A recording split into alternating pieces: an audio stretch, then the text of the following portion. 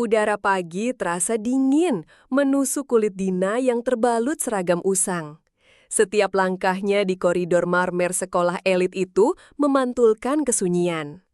Tatapan mata siswa lain yang seragamnya selalu rapi sempurna menancap tajam, penuh cibiran. Aura megah gedung sekolah dengan pilar-pilar kokohnya seolah menelan sosok Dina yang kecil dan tertunduk. Di kelas, Dina selalu duduk di bangku paling belakang, terisolasi. Bisikan tawa Rina dan gengnya selalu menyertainya, disusul tatapan meremehkan. Guru mata pelajaran, Pak Budi, seolah buta tuli, hanya memperhatikan siswa-siswa unggulan. Meja Dina seringkali ditemukan coretan atau tumpahan tak sengaja, tanda ketidakpedulian yang menyakitkan.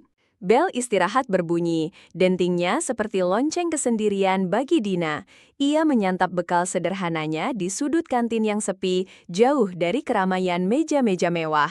Bu Ani, guru konseling, melintas sesaat. Sorot matanya menunjukkan simpati namun tanpa daya. Bayangan kantor kepala sekolah, tempat keluhan takkan pernah didengar, terasa begitu menekan. Di aula, saat upacara bendera, Kepala Sekolah Pak Hartono memanggil Dina ke depan. Dengan nada merendahkan, ia menegur seragam Dina yang kusam, menjadikannya contoh buruk. Sorot mata Pak Hartono penuh jijik. Kerumunan siswa menatap, sebagian menahan tawa, sebagian lagi mengangguk setuju. Wajah Dina memerah padam, menahan malu yang membakar. Lapangan olahraga menjadi saksi bisu. Kevin sengaja menyandung Dina hingga jatuh tersungkur di tengah latihan. Tawa mengejek pecah, tak ada yang menawarkan bantuan. Lututnya lecet, namun luka di hatinya jauh lebih perih. Pelatih hanya berpaling, pura-pura tak melihat, mengabaikan penderitaan Dina yang begitu nyata. Proyek seni Dina yang dibuat dengan sepenuh hati dirusak Rina dan Lia. Tinta tumpah mengotori karyanya. Anehnya, Pak Budi justru memarahi Dina atas kekacauan itu, bukan pelaku sebenarnya. Humiliasi itu mengencangkan ikatan di perut Dina, rasa sakit tak terucap yang terus menumpuk.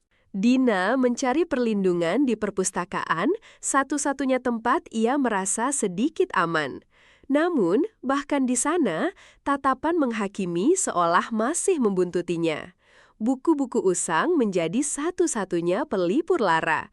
Tangan Dina menyentuh sisi tas punggung lamanya, merasakan sesuatu tersembunyi di dalamnya, sebuah rahasia yang ia jaga erat. Dengan segenap keberanian, Dina mencoba melaporkan penindasan ini ke kantor kepala sekolah. Ia menunggu berjam-jam, namun Pak Hartono hanya melambaikan tangan, mengutamakan kunjungan orang tua murid penting.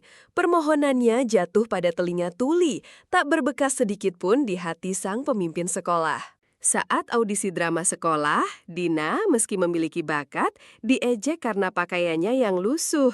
Rina dengan mudah mendapatkan peran utama, tersenyum licik. Dina hanya kebagian peran figuran, tampil tanpa suara di belakang. Lampu panggung terasa seperti sorot lampu pengadilan, mempertegas statusnya. Sebuah limusin hitam mengkilap berhenti di depan gerbang sekolah. Seorang wanita berpenampilan sangat elegan, berwibawa, turun bersama beberapa pengacara. Mereka langsung menuju kantor kepala sekolah. Bisikan penasaran menyebar di antara siswa. Dari kejauhan, Dina mengamati.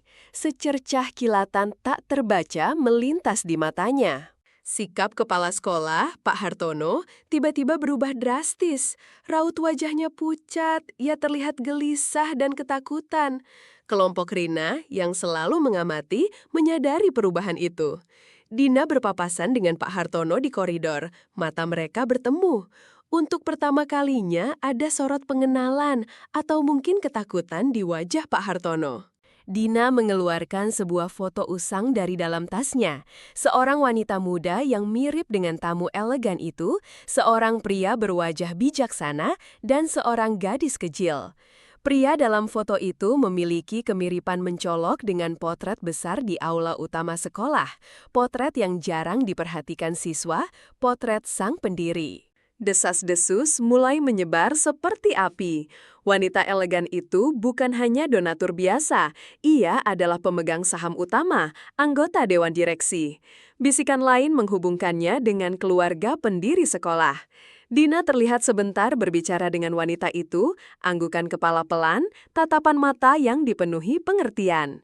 Pak Hartono tampak menua dalam hitungan hari. Di acara peringatan ulang tahun sekolah, wanita elegan itu berdiri di atas panggung di hadapan dewan direksi dan orang tua murid.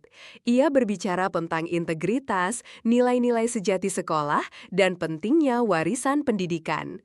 Tatapannya kemudian jatuh pada Dina, yang kini berdiri di antara siswa, memancarkan ketenangan. Pak Hartono terlihat sangat gelisah.